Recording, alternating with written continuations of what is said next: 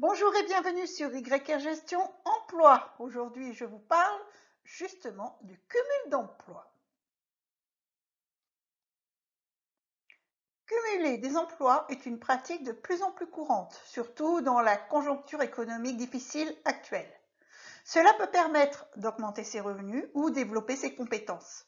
Mais quelles sont les conditions légales pour cumuler plusieurs emplois? Les règles varient selon les situations.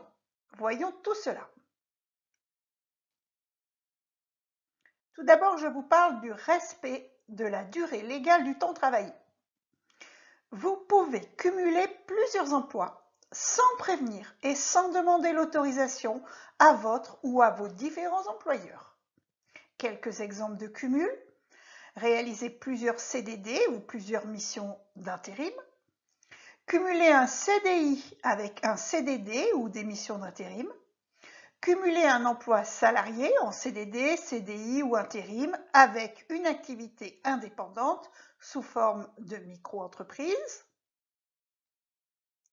Mais dans tous les cas, il vous faut à tout prix respecter la durée légale du temps travaillé, à savoir, vous ne devez pas travailler plus de 10 heures par jour et vous ne devez pas travailler plus de 48 heures par semaine ou 44 heures par semaine sur 12 semaines consécutives.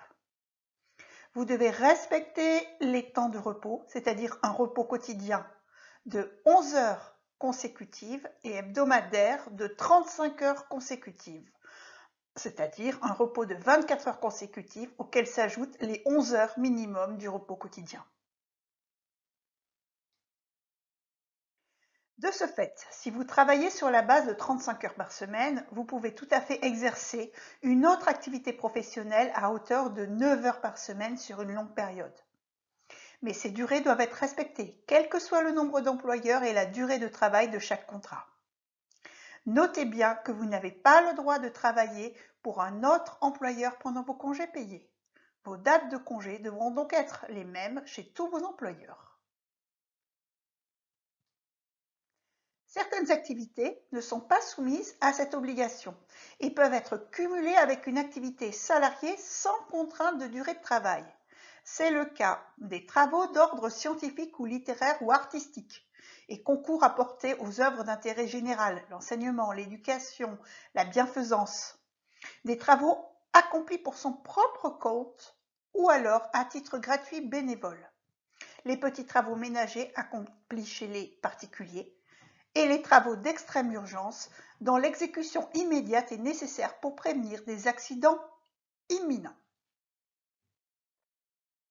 Le non-respect des règles sur la durée maximale du temps de travail entraîne des sanctions à la fois pour le salarié et l'employeur, à savoir une amende maximum de 1 500 € pour le salarié et pour l'employeur, une amende maximum de 3 000 € en cas de récidive pour le salarié et l'employeur, et un éventuel licenciement pour faute grave pour le salarié. Si votre employeur vous le demande, vous êtes tenu légalement de lui prouver que vous êtes en règle avec le Code du travail concernant la durée maximale de travail quotidienne ou hebdomadaire. Votre employeur pourra en effet vous réclamer une attestation écrite que vous serez obligé de lui fournir sous peine de licenciement pour faute grave. Une autre obligation envers votre employeur. Votre deuxième ou xème activité ne doit pas faire de concurrence déloyale à votre employeur. Cette obligation de loyauté s'applique dans tous les cas, que vous vous mettiez à votre compte ou que vous décidiez de travailler pour un autre employeur, et même en cas de suspension temporaire du contrat de travail, par exemple comme un arrêt maladie. Notez bien que l'obligation de loyauté énoncée ci-dessus et qui s'applique pendant le contrat de travail est à distinguer d'une clause de non-concurrence qui s'applique, elle, au moment de la rupture du contrat. Parlons maintenant de la clause d'exclusivité. Avant de vous lancer dans un cumul d'activités, il est impératif de relire votre contrat de travail et de prendre connaissance des dispositions de votre convention collective. En effet, cumuler 2 emplois peut être interdit, soit par une disposition conventionnelle, un accord collectif, un accord de branche, soit par une clause de votre contrat de travail dite une clause d'exclusivité. Cette clause d'exclusivité interdit au salarié une autre activité professionnelle en plus de son emploi, quelle que soit sa nature et sa forme, salarié ou non.